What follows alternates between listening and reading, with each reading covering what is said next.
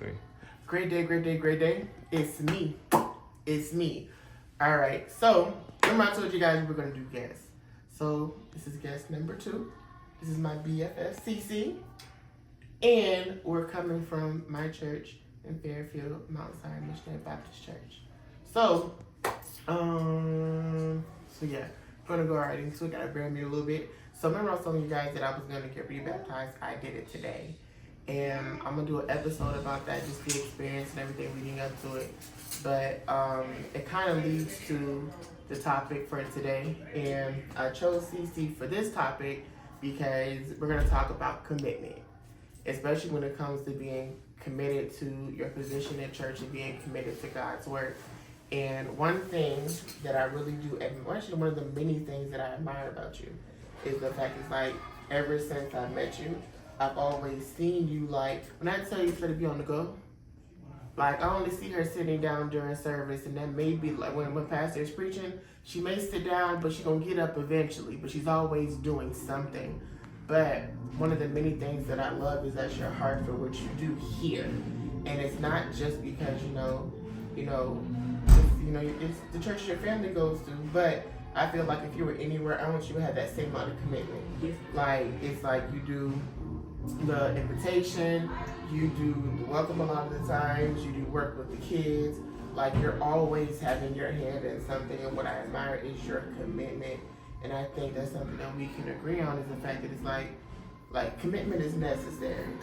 And having a heart behind your commitment. And I've always looked at you like, all right, I want to see God give back to her tenfold.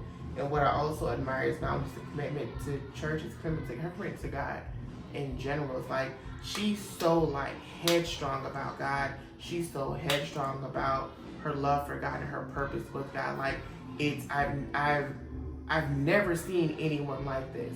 And it's like we all have our stories of being out in the streets and doing our thing. I know, I was out in the streets, I was doing what I did. But it's like with Cece, she doesn't have that story. So it's like, no shade, but it's like when we all get to heaven and God pulls out that camera like, hey, so what was this? What was this? What was this? I got a couple of videos. God gonna be like, Russell, what was you doing?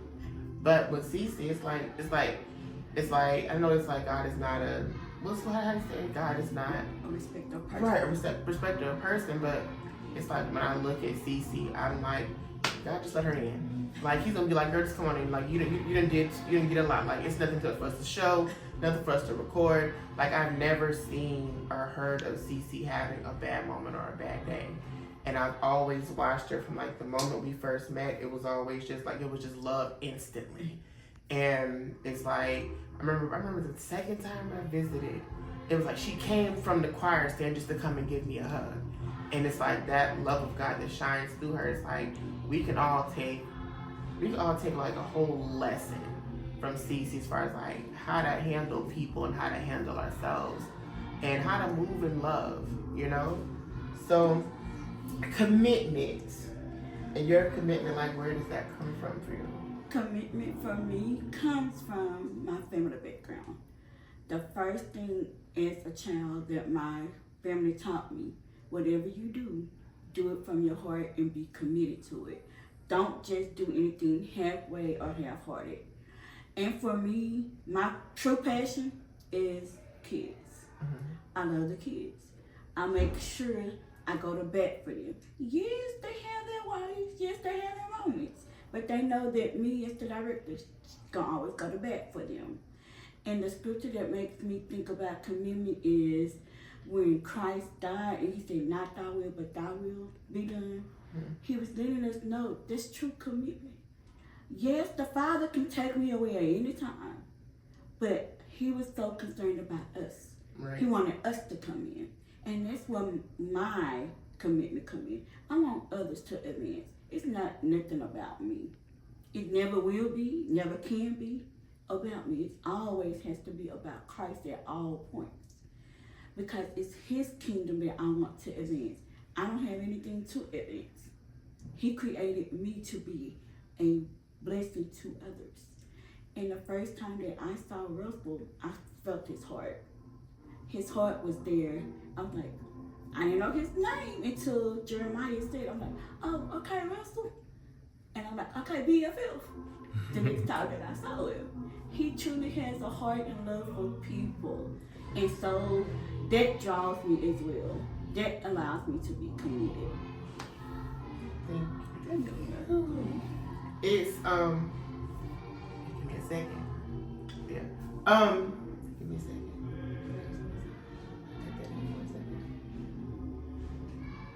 All right. One of the things that I can say I struggled with, and it still kind of comes back every now and again, is commitment. And I'm not gonna lie, I get frustrated with places, and I did. Like, it's like, all right, this is cute. See you later, gotta go. Like, I'm quick to dip. But it's like, even when I moved back to Atlanta, I still stayed committed here. And before I moved here, I was committed here. So it's like making the choice to, because I knew I wanted to get baptized again. And in Atlanta, like, it's a church I go and I visit, but this is home.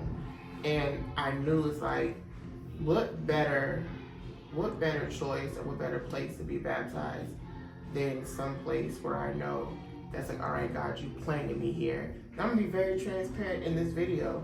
I was kind of like the last couple months trying to decide what I wanted to do, because I don't know if or when I'm gonna move back to Texas. It's just like, okay, I'm gonna let you just handle it and do what you want to do, because I don't know where God will have me tomorrow, next week, next year, next month.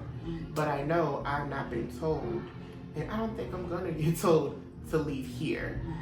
And today, when I was talking to my pastor, and I was just like, I had to, got a new eye, and I was like, all right, I got a rag to cover my eye, and he was just like, okay. And even like leading up to going to why he did not play about making sure I was okay from beginning to end. And I was like, it's about the love, the care. And I want to say this to anybody who struggles with placement, especially in church, or deals with church hurt. You got to understand that's an attack of the enemy. Mm-hmm. And the enemy will sit there and choose people close to you or around you to distract you from what's important. Like, I could have been distracted by plenty of things back at home, sit there and say, I'm gonna just do this another time. But I had, like Pastor said, I had to finish the race, and I had to do it with my chest out. And when I went under, it was like, I was like, okay, God, I'm giving myself back to you, because he's opened so many doors just for me mentally and emotionally. And to get to this place, I understood that I had to go through months without this eye, no, years without this eye. And then I had it completely removed, and it was like I had to adjust to life without it. And I'm just like, I can't wait till I get this prosthetic so I can look and feel normal. And I'm grateful for the experience, because in the last couple of months, I was forced to work with what God gave me, and I was appreciative of it. And I achieved a level of confidence missing an eye to where I can go to an event, and it turned into a conversation piece. But it also gave me an opportunity to say, let my light shine in a place where my appearance gives question. And once I finally got comfortable, I'm like, all right, God, like, it's cool. We're gonna make this thing work. I got my prosthetic. I got it Wednesday. I got baptized today. And it's crazy because the dates and baptism was already set before I got the date for my eye. And I understood and understand now. I worked with the tools God gave me. And God was like, all right, you did this with what I gave you. Now I can give you what you prayed for. And not even that. What I learned, and I talked about this with a friend of mine, is that sometimes we walk around and we put what God can do in a box, and we minimize what God can do. And right, so it's like, if God is sitting there saying, all right, you don't go to your dad and he's a millionaire and say, all right, I want me a little Honda Civic. No, you say, I want the G-Wagon, because you know your daddy can provide it for you. So why am I going to God knowing God can provide any and everything for me? He paid a price for me. He gave his son. So my thing is, if you can pay that for me, you can do anything that I ask. So why minimize what I'm asking God for? And then I get upset, and I'm just like, this isn't what I wanted. God's like, that's what you asked for. Exactly. I've learned on this journey that I'm the type of person, I'm very quiet. But when it comes to the things, the nature of God, I'm learning to speak up and speak out more. Right. And for me, just an adjustment.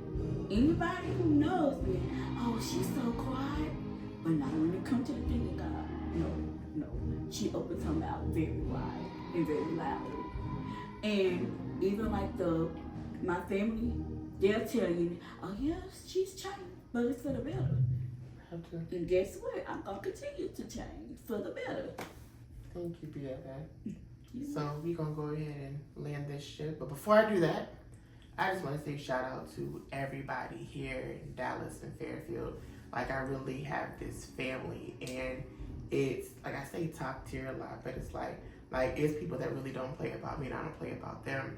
But they've also taught me the value of my best friends that I have back in Florida.